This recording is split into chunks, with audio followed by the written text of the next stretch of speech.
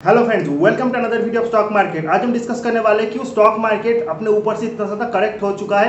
हालांकि हमने प्रेजेंटली ये भी देखा है कि डाउ जोन्स भी अपने ऊपर से यानी 34,000 प्लस से 500-600 पॉइंट गिरा था, लेकिन उसके बाद डाउ जोन्स ने रिकवर तो कर लिया, लेकिन निफ्टी अभी भी एक ही पर्टिकुलर रेंज पे कंसोलिडेट कर रहा है। निफ्टी 15,000 क्रॉस नहीं कर पा रहा। जब भी 15,000 के करीब जा रहा है निफ्टी वहाँ से 500-600 पॉइंट करेक्ट हो रहा है। इसके पीछे जो मेन रीजन है वो है इन्फ्लेशन।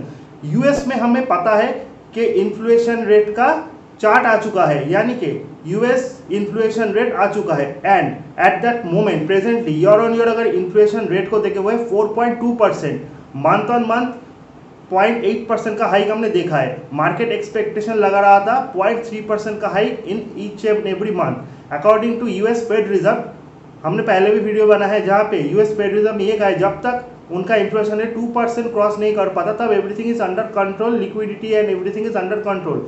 लेकिन present situation is something which showing that inflation is going up. अगर हम इंडिया के इन्फ्लेशन की बात करें तो इंडिया का inflation rate according to RBI is 4 to 6%, जो कि कंफर्टेबल है। इसके बीच अगर रहा तो उसे हम ओके कहेंगे, लेकिन यूएस तो यूएस है। यूएस में इन्फ्लेशन रेट ऑलवेज 2% के नीचे ही रहता है। अगर 2% जब क्रॉस करता है तब उनको ये लगेगा कि ये मार्केट के लिए नेगेटिव है, यानी कि इकोनॉमी के लिए नेगेटिव है, यानी इन्फ्लेशन इन रियलिटी बहुत ऊपर चला गया है। एंड जब इकोनॉमी को कंट्रोल करना पड़ता है, जब इन्फ्लेशन ऊपर की तरफ चला जाता है तब रेट हाइक करना एक ओनली ऑप्शन रहता है किसी भी पर्टिकुलर कंट्री के इकोनॉमी को बूस्ट करने के लिए, यानी कि इकोनॉमी को कंट्रोल करने के लिए। हमें पता है इकोनॉमिक्स एक फंड है, डिमांड एंड सप्लाई। जब क्या होता है, जब डिमांड बहुत ज़्यादा बढ़ जाता है एंड जब सप्लाई घट जाता है तो रेट हाइक की जगह रेट कट करना पड़ता है ताकि लोगों के पास ज़्यादा से ज़्यादा कैपिटल आए, लोग कम रेट पे ज़्यादा लोन ले सके एंड अपने डिमांड को बढ़ा सके। एंड जब लोग ज़्यादा से ज़्यादा बाइंग करते तब क्या होता है, जब डिमांड बढ़ जाता है एंड सप्लाई लिमिटेड हो जाता है तब इन्फ्लेशन आ जाता है, यानी कि प्राइस ऑफ गुड्स बढ़ जाता है। तब गवर्नमेंट क्या करता है, तब गवर्नमेंट को रेट हाइक करना पड़ता है। जब रेट हाइक होता है फिर से डिमांड घटता है एंड सप्लाई बढ़ता है। तो हर कंट्री का यही रूल्स है, इकोनॉमी हो या फिर इन्फ्लेशन एक ही तरह नहीं रहता, कभी भी स्टेबल नहीं रह सकता।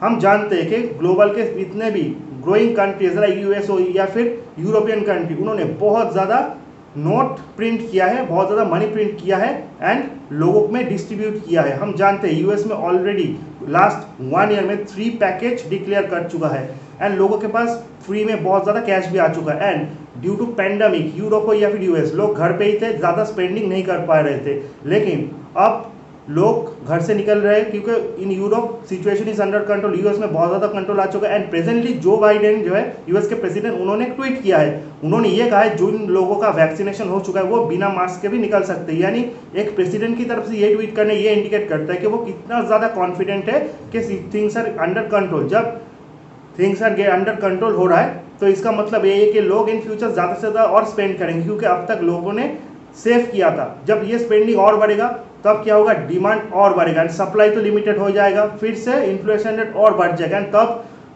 फेडरल रिजर्व के पास रेट हाइक करने के सिवा कुछ और रास्ता नहीं होगा। जब भी रेट हाइक होता है तो मार्केट से नेगेटिव लेता है। तो यूएस डाउ जोन्स में भी हम करेक्शन देखेंगे। निफ्टी इसको पहले से डिस्काउंट कर रहा है, इसीलिए निफ्टी एक रेंज पे ट्रेड कर रहा है, क्योंकि अगर ऐसा होता है तो शॉर्ट टर्म में हम 10% का करेक्शन देख सकते हैं। ऐसा नहीं कि मार्केट धड़ से गिर जाएगा 30-40% करेक्शन, ऐसा नहीं होगा, क्योंकि कोरोना से सारे कंट्रीज अच्छी तरह से फाइट कर रहे हैं एंड दुनिया में अभी India is the number 1 country जिसमें कोविड इतनी तेजी से फैल रहा है। सो ग्लोबल इकोनॉमी जब तक स्टेबल है तब तक इंडियन इकोनॉमी भी स्टेबल है, क्योंकि इंडिया में अभी तक लॉकडाउन नहीं है। कुछ कुछ जगह पे पार्शियल लॉकडाउन हो रहा है, लेकिन वो temporary for not for longer हो रहा है, जिसलिए मार्केट अभी उतना नहीं गिरा।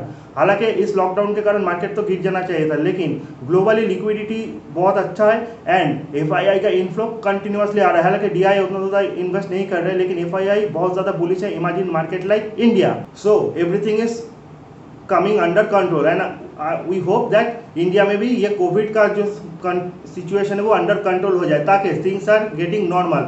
जब चीज़ें नॉर्मलाइज्ड हो जाएंगी तो मार्केट के लिए पॉजिटिव है। हाँ, शायद शॉर्ट टर्म के लिए इन्फ्लेशन बढ़ने के कारण मार्केट थोड़ा गिरे, लेकिन जब थिंग्स आर गेटिंग नॉर्मल तो मार्केट अपने नॉर्मल रेट से ग्रो करेगा एंड यही होना चाहिए। सो टेम्पोररी अगर फॉल आए तो आप उसके लिए प्रिपेयर रहना होगा, अगर फॉल आता है तो आपको एग्जिट नहीं करना होगा। हालांकि 10% का करेक्शन मैं एक्सपेक्ट कर रहा हूँ, मैक्सिमम 50% भी हो सकता है अगर 10% करेक्शन है that will be the good opportunity to invest in the market. अभी मार्केट बहुत ज़्यादा कन्फ्यूज है। मार्केट कन्फ्यूज इसलिए है कि अगर इन फ्यूचर कोरोना के कारण मार्केट गिरता है, यानी यूएस मार्केट गिरता है तो इंडियन मार्केट गिरेगा। अगर इन्फ्लेशन और ज़्यादा बढ़ता है यूएस में तो यूएस गवर्नमेंट रेट हाइक करेगा, उसके लिए इंडियन गवर्नमेंट भी शायद आरबीआई भी रेट हाइक करे, इसलिए भी मार्केट पैनिक में, उस पर मार्केट गिरेगा। लेकिन इन फ्यूचर यानी शॉर्ट टर्म अगर 1 ईयर की बात की जाए तो जिस तरह से वैक्सीनेशन हो रहा है सारे दुनिया भर के कंट्रीज में, शायद everything will be under control, तब ये पॉजिटिव फैक्टर होगा एंड मार्केट बहुत तेज़ी से ऊपर भी जाएगा।